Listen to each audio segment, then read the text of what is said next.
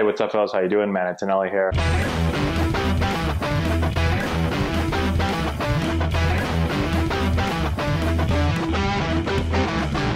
Hey, what's going on, guys? How we doing? Matt Antonelli here. I was sent this clip. JT Realmuto. He is an amazing catch and throw guy. He was an amazing player all around. Super athletic, really quick feet, and he has an absolute cannon. Really, really difficult to steal on him. And I had someone send this clip over to me, wanted me to check it out, and I get people asking all the time, how do I improve my pop times, and how do I throw more runners out? And we've made a bunch of videos on it, but I want to highlight this because the footwork here by Realmuto is really, really simple. It's so quick yet so simple. The ball comes out of his hands so fast, and then he has a cannon on top of it. And so I'm going to show it real quick, and then we're going to go back and talk about a couple of things. I mean, that's just incredible. It's a cannon. It's out of his hands so fast. It's just really, really good. So, okay, a couple of things. When I think of, first, let's say this. Out of all the skills when it comes to catching, right? We put receiving first because you do it the most. Then we talk about blocking. Then we talk about throwing, right? You don't have to throw the ball very much as a catcher as far as throwing the bases. It only happens, there's going to be some games where it might not happen at all.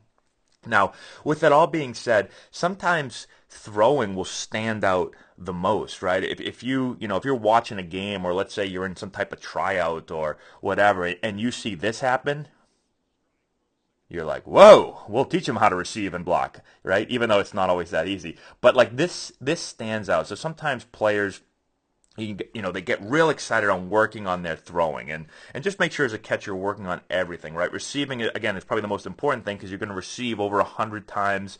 Most games you're going to receive over 100 times in the game.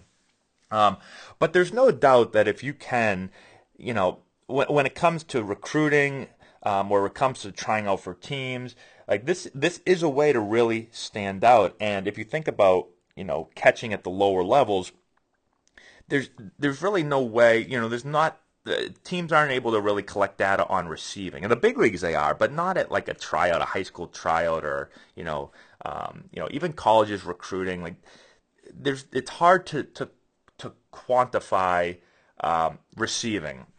It's hard to get numbers on blocking, but what's the easiest thing to get numbers on?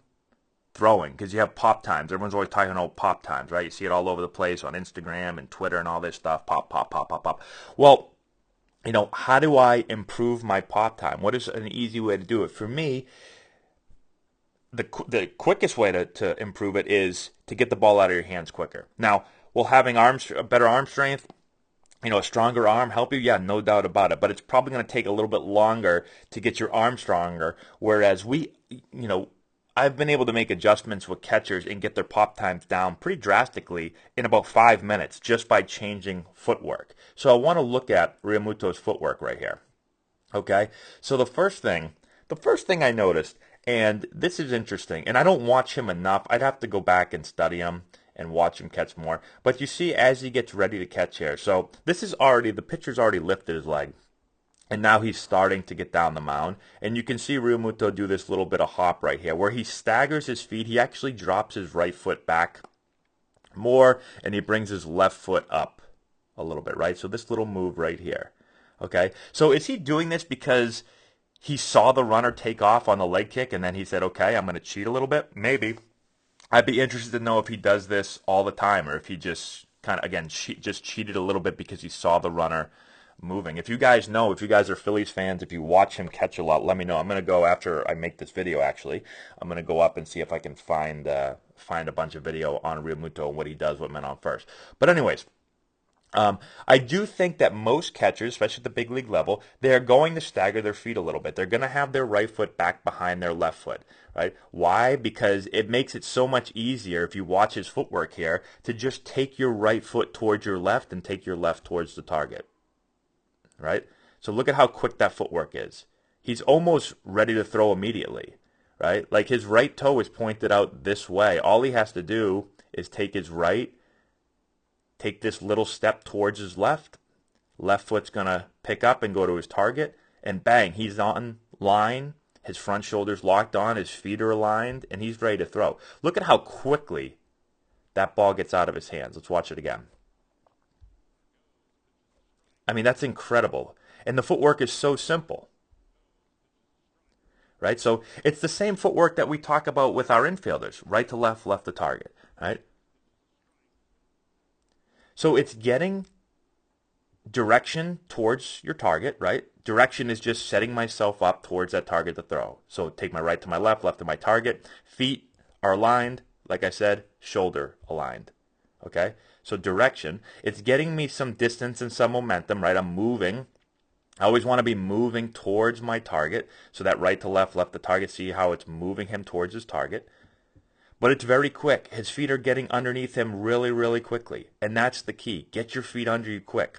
What I see a lot, especially at younger levels when it comes to catchers, is I see big steps. Now, sometimes a younger catcher, I get it, right? You're 13 years old, maybe even 14. You're like, man, this is a big field. I got to get a big step. To me, it's not worth the extra foot you might get when you take this huge step out with your right foot. You cross over. Some catchers I see take a crow hop. For me, it's not worth the time. It takes, a full second to try to do a big crossover step and then take your left foot and step out here. It's just taking too much time. You get an extra foot or so, but, you're wasting valuable time. So we tell our catchers, like, get your feet down quickly. Right? So you're trying to gain distance and direction towards your target, right to left, left to target, but we're not taking a big crossover. Get your feet down and get rid of the ball. If you one-hop the ball, if your arm strength isn't good enough, if you're too young, you're just gotten on a big field, if your arm strength doesn't allow you to reach second base in the air, I'd rather you get your feet down quick and throw a little one-hopper that just bounces right to the middle infielder, instead of taking this big giant crow hop and then throwing the ball, like a hand grenade way up in the air to try to get it there. You're not going to get anyone like that anyway. You might feel better about yourself because you can say, hey, I reached the target in the air, but I'd rather get my feet down and throw it on a line and let it bounce. Okay? Now, here's the one thing. This is a question I get asked a lot. People say, how staggered is too staggered? Because remember this, you still have to be able to block this ball. So if this ball is thrown in the dirt, I've got to be able to block it. Now, obviously, the older you are, like if you're a major league catcher, these guys, especially if you're as athletic as Realmuto, even from a really staggered stance like this where his right foot's way behind his left, he still is athletic enough, he's experienced enough, he's quick enough, he's all those things to where he can still square up and block this ball. Now, you might not be able to do that if you're a younger catcher.